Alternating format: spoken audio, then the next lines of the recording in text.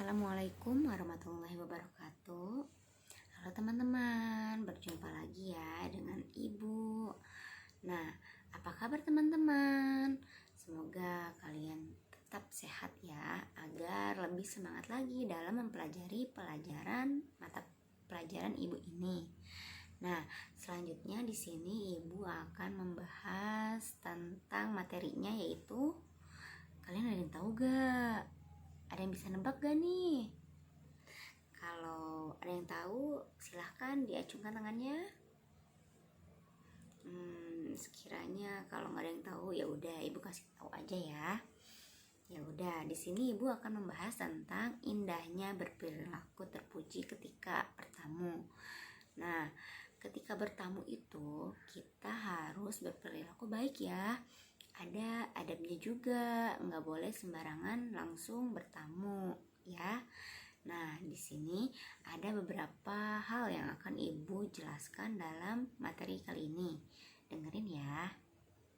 Nah, dalam materi pembelajaran indahnya berperilaku terpuji ketika bertamu itu ada beberapa yang Ibu bahas. Di antaranya yang pertama, Ibu akan membahas tentang adab bertamu. Adab bertamu itu ada dua ya. Yang pertama adab tamu, yang kedua adab penerima tamu. Selanjutnya yang akan Ibu bahas yaitu waktu bertamu. Yang selanjutnya ada hikmah bertamu, dan yang terakhir ada rangkuman. Nah, itu ya yang akan Ibu bahas. Nah, pertama-tama yang akan Ibu bahas yaitu adab bertamu. Kalian tahu gak adab bertamu itu apa? Pengertiannya aja deh. Kalian ada yang tahu gak? Kalau nggak ada yang tahu ya udah Ibu bantu jawab ya. Bertamu dalam bahasa Arab dikenal dengan istilah at-taliziyarati, artinya datang berkunjung. Menurut istilah, bertamu merupakan kegiatan mengunjungi rumah sahabat, rumah kerabat, atau rumah orang lain. Nah, tujuan bertamu itu untuk menjalin persaudaraan ataupun untuk suatu keperluan lain dalam rangka menciptakan kebersamaan dan kemaslahatan bersama. Itu ya definisi dari adab bertamu. Nah, dalam adab bertamu kan ada yang dua itu loh tadi ya. Yang pertama itu adab tamu, dan yang kedua adab penerima tamu. Nah, yang pertama adab tamu. Adab tamu ada beberapa hal yang harus diperhatikan ya. Yang pertama yaitu mengucapkan salam. Dalam bertamu, kita harus mengucapkan salam sebelum masuk ke rumah orang lain atau sahabat yang akan kita tuju ya. Nah, dalam mengucapkan salam itu ada dalilnya. Dalilnya itu tercantum dalam Quran surat An-Nur ayat 27 yang artinya, hai orang-orang yang beriman, janganlah kamu memasuki rumah yang bukan rumahmu sebelum meminta izin dan memberi salam kepada penghuninya. Yang demikian itu lebih baik bagimu agar selalu ingat. Nah, itu ya anak-anak artinya ya. Kalau untuk Arabnya kalian bisa lihat di Al-Quran ya. Nah, selanjutnya yaitu meminta izin masuk. Jadi setelah kalian mengucapkan salam, kalian jangan langsung masuk ke rumah orang lain ya, tetapi kalian harus meminta izin terlebih dahulu kepada pemilik rumahnya ya. Nah, dengan kalian meminta izin masuk itu adalah sesuatu yang harus kalian lakukan. Mungkin tuan rumahnya sedang tidak ingin diganggu atau sedang istirahat, makanya kalian harus meminta izin terlebih dahulu. Kita juga kan harus memberikan kesempatan kepada tuan rumah untuk berbenah diri, lalu menyambut kita. Nah, membenahkan diri itu maksudnya tuh berbenah diri itu siapa tahu pemilik rumahnya sedang istirahat, jadi pemilik rumahnya bisa bersiap-siap untuk menyambut tamunya gitu ya. Nah, selanjutnya yaitu yang ketiga, posisi berdiri tidak menghadap pintu masuk.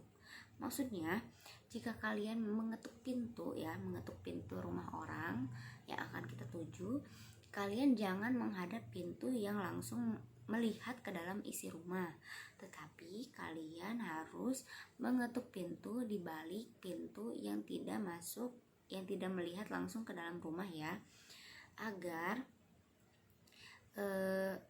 orang rumah tidak merasa khawatir akan terjadi sesuatu gitu ya. Dan ada pula hadisnya ya, dalam posisi berdiri tidak menghadap pintu masuk. Hadisnya yaitu seseorang berdiri di depan pintu Rasulullah SAW sambil menghadap ke dalam rumah. Ia bermaksud minta izin. Kemudian Rasulullah SAW bersabda, seharusnya kamu begini begitu. Sesungguhnya disunahkannya minta izin hanyalah menjaga pandangan. Hadis riwayat Abu Daud. Itu ya hadisnya. Kalian harus ingat ya anak-anak. Nah selanjutnya itu bertamu tidak boleh lebih dari 3 hari. Ingat ya, jangan lebih dari 3 hari. Itu merupakan sopan santun untuk bertamu ya. Ada pula hadisnya ya, anjurannya ada, yaitu Rasulullah SAW bersabda, jamuan hak tamu berjangka waktu 3 hari. Lebih dari itu jamuan adalah sedekah. Tidak boleh bagi tamu untuk menginap di suatu rumah hingga ia menyusahkannya. Hadis riwayat Bukhari Muslim. Nah, jika kalian menginap di rumah orang lain atau sahabat atau kerabat, kalian tidak boleh menyusahkannya, atau kalian bisa membantu melakukan kegiatan hal-hal yang dapat membantu pemilik rumah.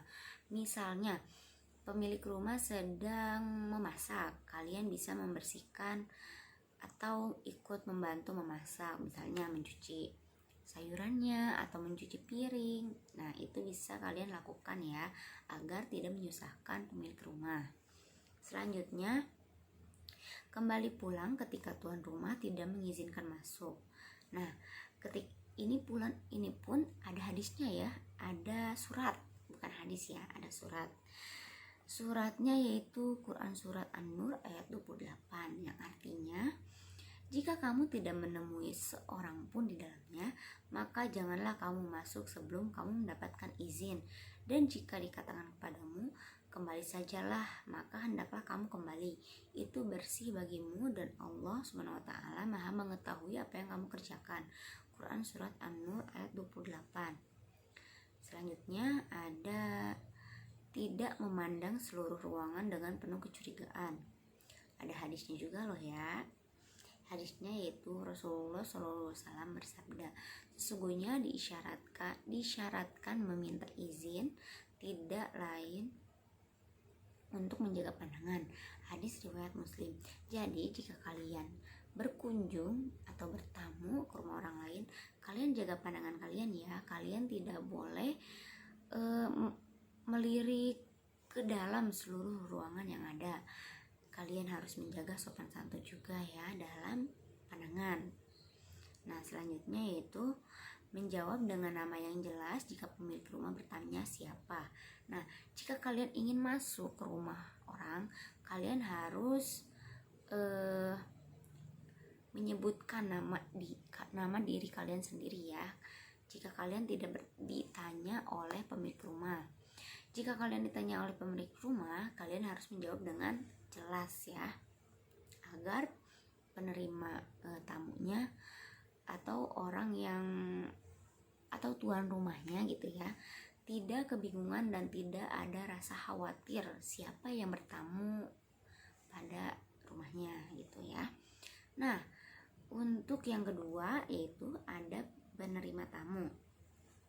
Dalam adab penerima tamu ada beberapa hal yang harus diperhatikan ya. Yang pertama, memuliakan tamu sesuai sabda Rasulullah SAW yang artinya, dan siapa saja yang beriman kepada Allah Subhanahu wa Ta'ala dan hari akhir, hendaklah ia memuliakan tamunya. Hadis riwayat Bukhari dan Muslim.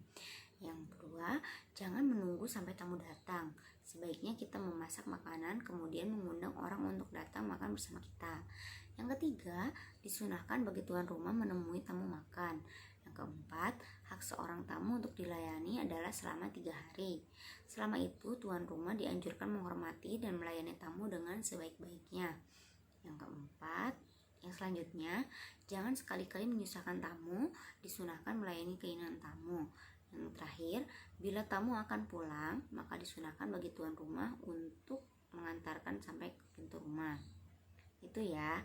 Nah, sekarang penjelasan kedua, yaitu waktu bertamu. Ada pula ya waktu-waktu yang diperlukan jika kita ingin bertamu. Jangan seenaknya saja kita langsung bertamu. Kita juga harus menjaga sopan santun ya. Nah, adapun waktu bertamu yaitu yang pertama, ini waktu yang harus dihindari ya, yaitu waktu sebelum sholat subuh. Itu harus dihindari, kalian jangan lakukan untuk bertamu ya. Yang kedua, waktu sholat atau waktu zikir dan membaca Al-Quran. Yang ketiga, waktu istirahat atau tidur siang. Yang terakhir, setelah sholat isya. Nah, itu kalian jangan lakukan untuk bertamu ya. Nah, firman Allah Subhanahu wa taala dalam Quran surat An-Nur ayat 58 itu menjelaskan ya waktu-waktunya. Bisa kalian baca. Nah, adapun waktu-waktu tersebut umumnya pemilik rumah tidak siap menerima tamu karena saat itu merupakan waktu istirahat mereka ya. Bisa kalian baca dalam Quran surat tadi, Quran surat An-Nur ayat 58. Rasulullah SAW memberi tuntutan waktu yang baik untuk bertamu sebagaimana sebuah hadis yang diriwayatkan oleh Bukhari Muslim, yang artinya bahwasannya Rasulullah SAW tidak mendatangi keluarganya pada malam hari dan beliau mendatangi mereka pada pagi dan sore. Hadis riwayat muttafaq alaih. Itu hadisnya ya. Nah, yang terakhir yaitu hikmah bertamu. Ada beberapa hikmah dalam bertamu ya. Yang pertama, bertamu dengan adab yang baik dapat menumbuhkan sikap toleran terhadap orang lain dan menjauhkan sikap paksaan, tekanan, ancaman, dan lain-lain. Yang kedua, Islam memandang setiap orang mempunyai persamaan dan kesesuaian dalam berbagai hal dan kepentingan. Yang ketiga, bertamu dapat menciptakan perdamaian dan mempererat persaudaraan. Keempat, bertamu sebagai sarana untuk berdakwah dan menciptakan kehidupan masyarakat yang bermartabat. Yang kelima, diluaskan rezeki dan dipanjangkan umur untuk ibadah. Yang terakhir, biasanya mereka tersenyum, maka mereka memperoleh kebaikan karena memberi senyum termasuk sedekah. Itu ya hikmahnya. Yang terakhir rangkumannya. Nah, dalam pembelajaran ini ibu membahas yang pertama, bertamu adalah datang berkunjung atau merupakan kegiatan mengunjungi rumah sahabat, kerabat ataupun orang lain dengan tujuan untuk menjalin persaudaraan ataupun untuk suatu keperluan lain. Yang kedua, membahas ada bertamu diantaranya mengucapkan salam, meminta izin masuk, membelakangi pintu. Bertamu tidak boleh lebih dari 3 hari. Kembali pulang ketika tuan rumah tidak mengizinkan masuk, tidak memandang seluruh ruangan dengan penuh kecurigaan, dan yang terakhir tidak mengintip.